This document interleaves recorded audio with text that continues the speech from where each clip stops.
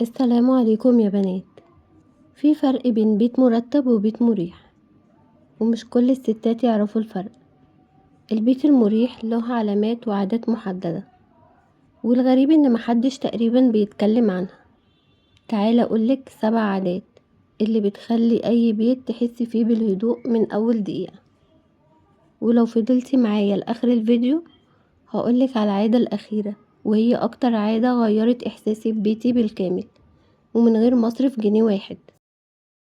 عايزة اقولك احنا للأسف بقينا فاكرين ان البيت المريح لازم يكون كبير او ديكوره غالي او مليان تحف واساس شيك، لكن الحقيقة مختلفة تماما. انا دخلت بيوت بسيطة جدا ومع ذلك كنت مش عايزة امشي منها، ودخلت بيوت غالية جدا وحسيت اني مخنوقة، وسألت نفسي ايه الفرق. وبعد فترة بدأت الاحظ ان الستات اللي بيوتهم مريحة بيعملوا عادات صغيرة جدا هما نفسهم مش واخدين بالهم منها.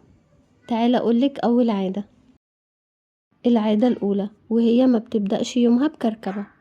اول حاجة لاحظتها ان الست الهادية ما بتصحاش تجري، ما بتفتحش الموبايل اول ما تصحى، وما بتسيبش السرير مكركب وتقول هرتبه بعدين، لانها عارفة ان اول 5 دقايق في يومها هما اللي بيحددوا شكل اليوم كله. بتفتح الشبابيك، تدخل النور، وترتب السرير، وترجع اي حاجة في غير مكانها. يمكن الموضوع يبان بسيط، لكن اول ما تعملي كده كام يوم هتحسي ان بيتك بقى اهدى من غير ما تعملي مجهود زيادة.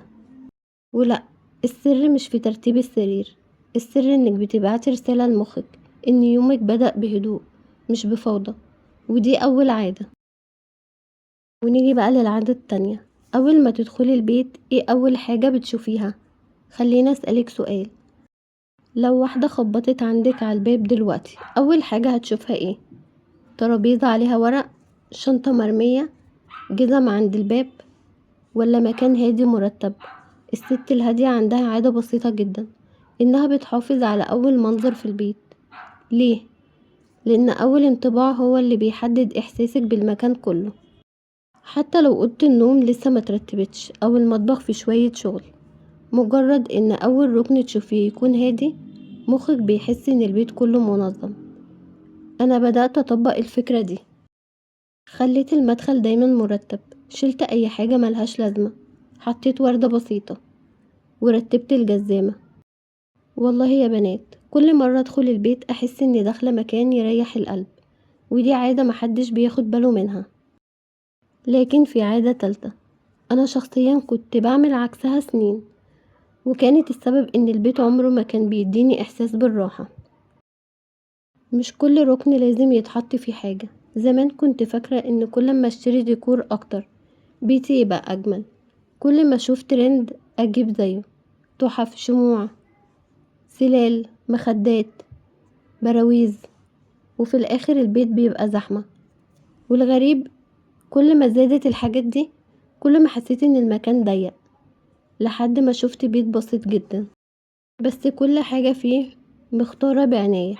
وساعتها فهمت ان الرقي مش في الكمية، الرقي في البساطة. من يومها بقيت كل فترة اسأل نفسي الحاجة دي فعلا مدياني جمال ولا انا متعودة اشوفها وخلاص؟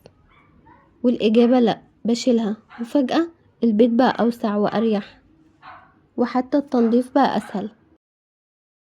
طيب احنا اتكلمنا عن شكل البيت، لكن العادة اللي جاية ملهاش علاقة بالشكل خالص، ومع ذلك هي اكتر عادة بتحسسك ان بيتك فيه راحة، وهي ريحة البيت اهم مما تتخيلي.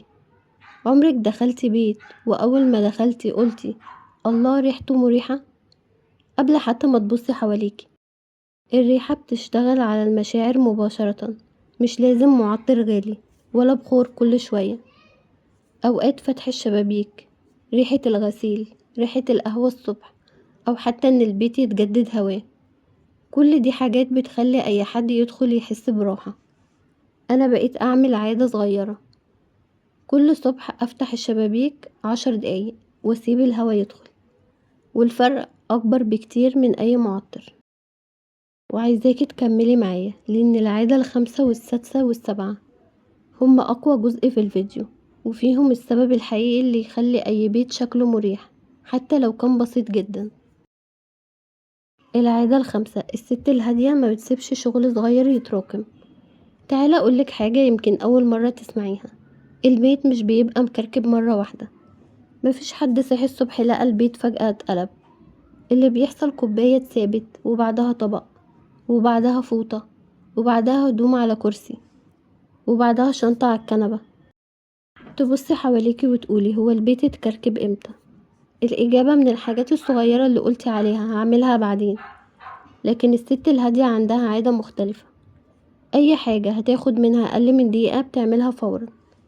الكوباية وهي رايحة المطبخ، والمخدة وهي معدية، الجاكيت وهي داخلة الأوضة. يمكن الحركة دي ما تاخدش 30 ثانية، لكن هي اللي بتمنع ساعات تنظيف بعد كده. وعلشان كده لو عايزة بيتك يفضل مريح ما تسيبيش الكركبة تكبر. لكن العادة اللي جاية أنا مقتنعة إنها أكتر عادة بتميز أي ست هادية. العادة السادسة: هي ما بتحاولش تخلي بيتها مثالي، بتحاول تخليه مريح. احنا بقينا للأسف بنقارن بيوتنا بفيديوهات السوشيال ميديا. كل حاجة هناك لامعة ومترتبة وألوان ومفيش غلطة، فنرجع نبص لبيتنا ونحس انه ناقص. لكن الحقيقة البيت المثالي مش موجود. حتى الناس اللي بتتصور ان بيوتهم جميلة، بيوتهم فيها يوم بيتبهدل، وفيها غسيل، وفيها ضغط. الفرق انهم مش بيجروا ورا الكمال، هما بيدوروا على الراحة.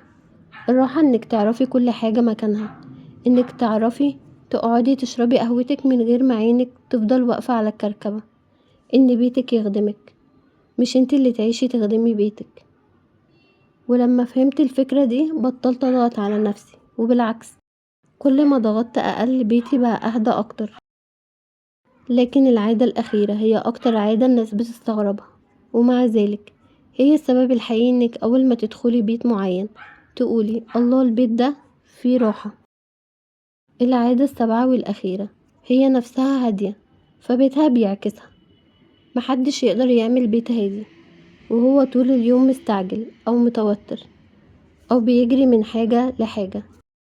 عايزة اقولك ان البيت بياخد طاقة صاحبه، ولما صاحبة البيت تكون داخلة وهي بتزعق او بتعمل 10 حاجات مرة واحدة، البيت كله بيبقى فيه نفس الاحساس. لكن الست الهادية قبل ما ترتب بيتها بترتب نفسها. لو تعبانة بتاخد راحة، لو مضغوطة بتهدى شوية وبتشغل قرآن او موسيقى هادية، او تفتح الشبابيك وبعدين تبدأ.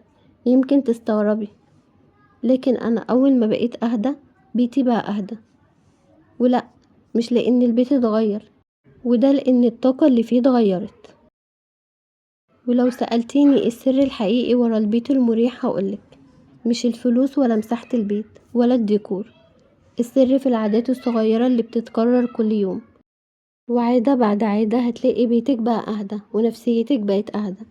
ولو وصلت لاخر الفيديو اكتبيلي في التعليقات انا هبدأ بأي عادة. انا هقرأ كل التعليقات بنفسي. ولو بتحبي النوع ده من الفيديوهات اللي بيجمع بين البيت الراقي والراحة النفسية والعادات اللي فعلا بتفرق، اعملي اشتراك في قناة بهدوء مع منى، ووعدك ان الفيديو ده هتخرجي منه بأفكار هتغير نظرتك للبيت تماما. سلام.